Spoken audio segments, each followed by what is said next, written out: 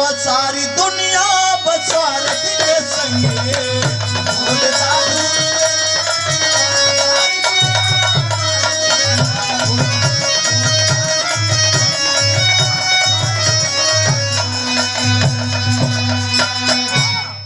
लड़का बीचे में खड़ा हो गई।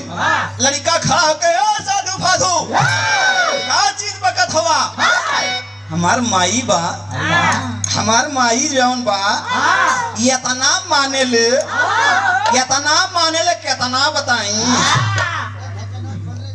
जवन हमार 2 महीना का दुल्हिया आइल बिया, दुल्हिया हमके इतना माने ले कि जबले दाली में 2 कड़छू घी ना डाल दे तबले ओके चैने ना आवेला। काम ले लगने बारे बाबू ओके। वाह वाह। लड़का यह कहलस बाबा कहा बस बच्चा बस बस बस।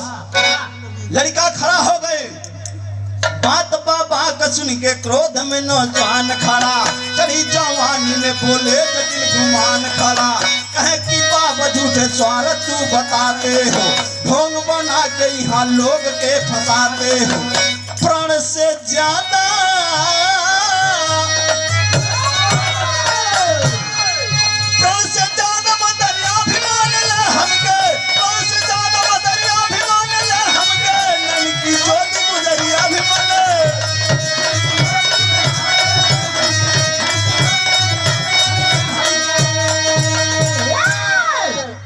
लड़का है कलश हमार मेहररुआ कितना माने ले कितना बताई। बाबा कहना बस बच्चा बस बस। एक चीज बतावत है, एगो काम अगर सिद्ध का ले जावे तो हम तो के बता दे के कितना ज्यादा मानेला। साधु बाबा लड़का के सिखावे लगलन। का सिखौलन? एक लाइन तरज लगल।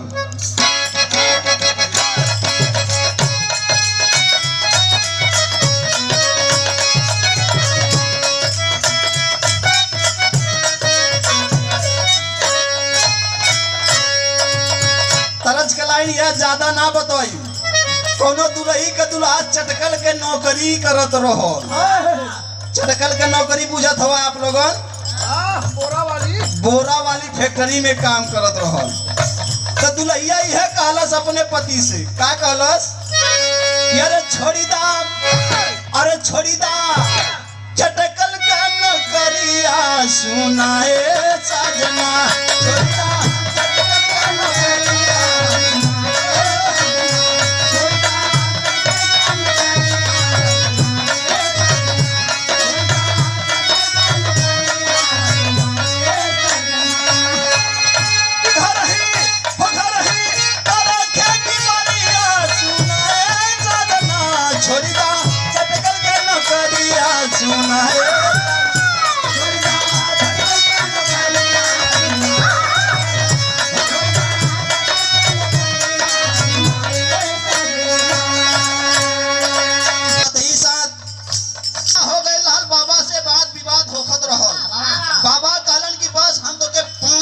बता दे के ज्यादा मानेला।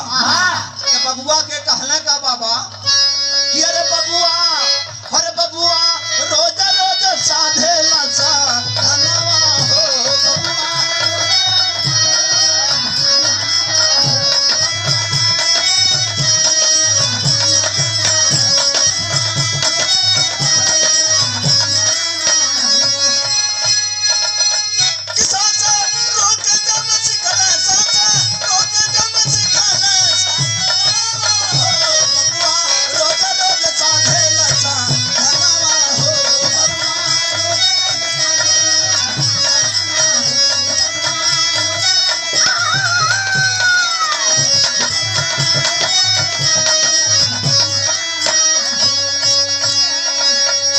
लड़का के बाबा सिखा के परिपक्व बता दहलन। कालन बचवा देख 1 मिनट 2 मिनट 4 मिनट ऐसे कह के घंटा 2 घंटा 4 घंटा तक सांस रोके के लड़का के सिखा दहलन। बाबा कालन सांस रोके के सीख जाइबे ओकरे बाद बता दे के ज्यादा तो के मानेला। लड़का 2 घंटा 4 घंटा परिपक्व हो गए। बाबा कालन देख सवेरे जाइए दरवाजे पे लैट्रिन करके आइए, चदरा ओढ़ के सूत जाइए। ओकरे बाद हम बता दे के कितना ज्यादा मानेला। लड़का बिहान भर ऐसे ही काम करलस। सवेरे घूम फिर के आयल, लैट्रिन करके आयल, चदरा ओढ़ के सूत गए। लड़का कहलस कि ये बाबा के जौन हमके वचन डाले बाटे ओके आजमाई, कहाँ सही है कि गलत है। लड़का सवेरे सूत गयल, सुतले के बाद देखा तो सब लोग जगावा था, लड़कवा भी जागल नहीं। का बात याद है ना, टाइम हो गयल, काहे ना जागल। मतारी पहुंचल, मतारी जगावत बा, ए बचवा उठ। ओकर बाबूजी अइलन, उहो जगलन, ए बेटा उठ, का हो गइल तोरे। लड़का तो सुतल बा, लड़का तो बाबा के सिद्ध साधना जो सिखौले बाटन लड़का सिखले बा। सुत गइल चदरा ओढ़ के, करियर के भीतर, उजर की बहरे, हल्का सा गाछ कोटा गिरा के पड़ल बा। की जना था लड़का मोर गए, लेकिन लड़का मरल नहीं बा। वो लड़का के दिखावे के बाकी के ज्यादा के मानेला। यही एक लाइन तरस लगा।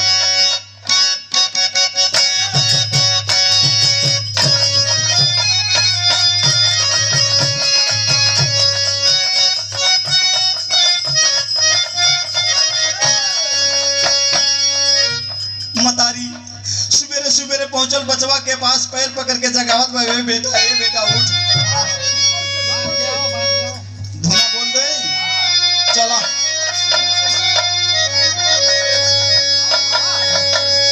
कि अरे कहिदा भौजी भैया जी से ना बनल और बना के कोनो लड़की अपने भौजाई से कहलस, ए भौजी हमार कष्ट नहीं खे बुझत, तई भैया से कह दे तू। त का कहलस, यार कही ना भौजी भैया जी से दे देते गवाना।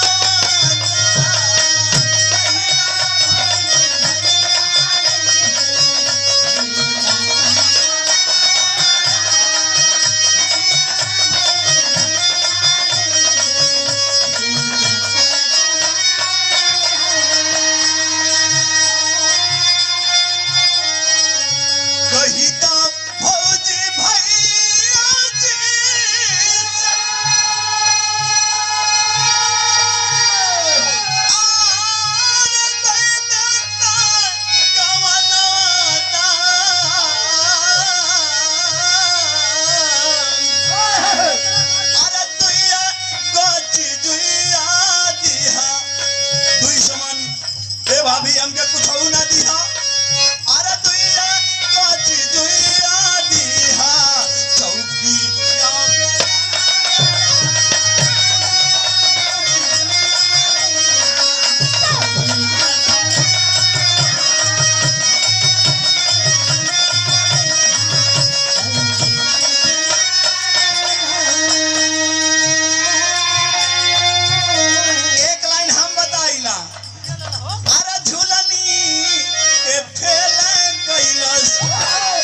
जमाना में जानत हुआ बिरन भैया, आजकल के जमाना में नई की चीज आ गई।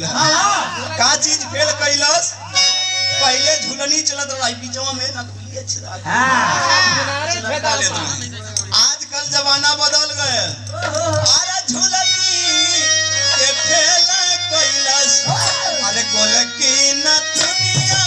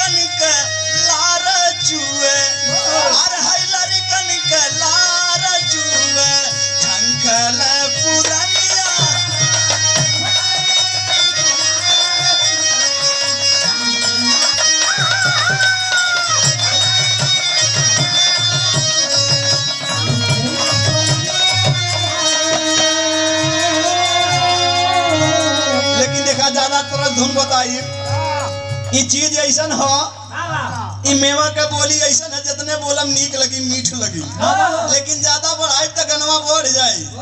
कहानी पे गौर दी हो मतारी पहुंचल बा बेटवा का पैर पकड़ के सीना पकड़ के झकझोरत बा ये बेटा उठ लेकिन लड़का अगर रहे तब तो जागे मतारी जगावत बा अरे रोवली मतारी आंसू बरिसला नयना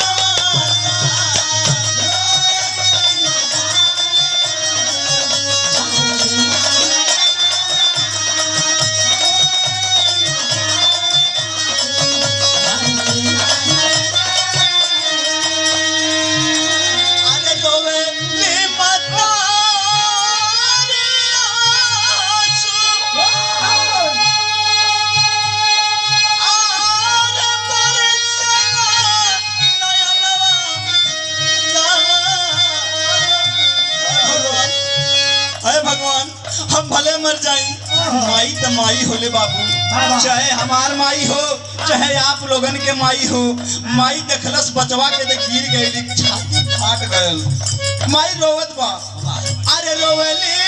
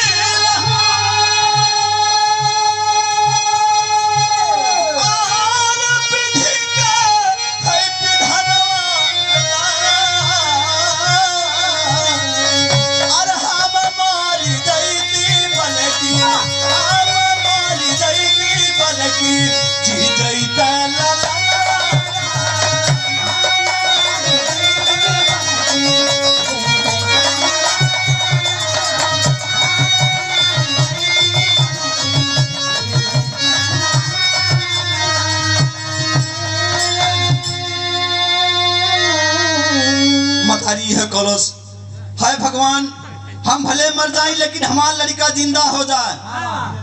लड़का सोच गए पपवा हमके झूठे के कहत रहल केहू केहू के ना होला ना केहू के माई है ना केहू के दादा लेकिन हमार माई हमारे मरे बदे तैयार।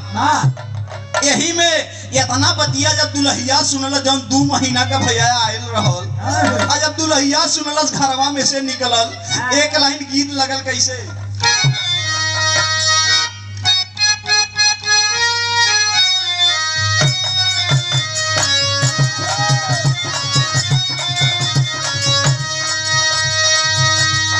यही में दिनेश लाल में रहुआ गौले रहना कैसे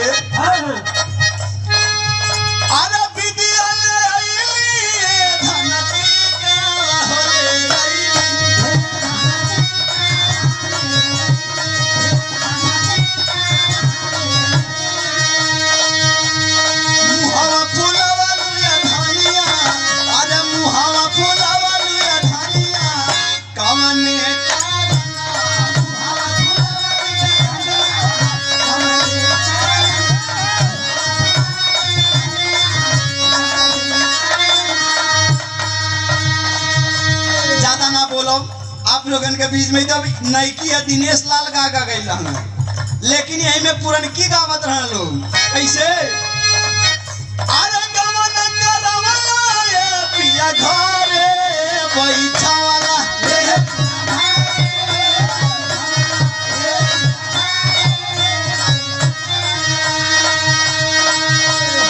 अपने बसेला पिया हो अपने बसेला पिया हो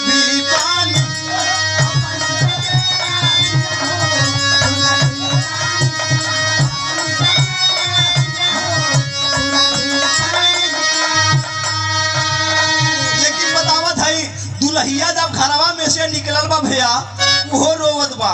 इहे कहलस अपन दगइला ये पिया मालूम कवने बना ये पिया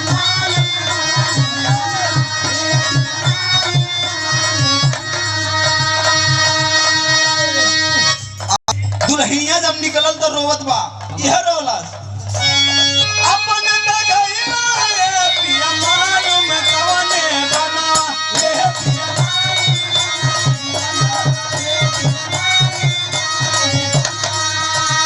बिरही बनवाला पिया हो, अरे बिरही बनवाला पिया हो कवने कारणा बिरही